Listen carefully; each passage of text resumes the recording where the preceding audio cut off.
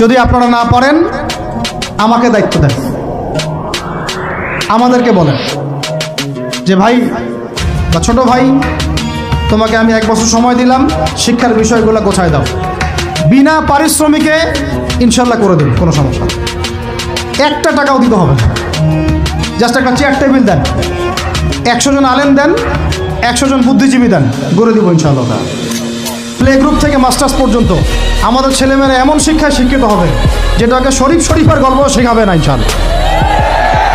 বরং আমার ছেলে পাইলটও হবে, বিমানও চালাবে, আমার ছেলে ইনশাআল্লাহ হাফেজও করানো হবে ইনশাআল্লাহ।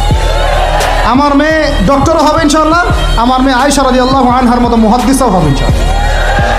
আমাদের এক ভাই সে রাজনীতিবিদ হবে ইনশাআল্লাহ, জুমার খুতবাও দিতে পারবে ইনশাআল্লাহ।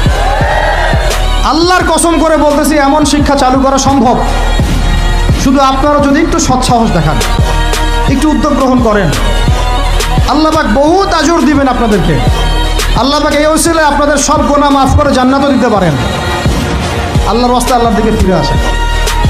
আমি আপনাদের সবচেয়ে শ্রেষ্ঠ বন্ধু, আমাকে শত্রু মনে করেন না।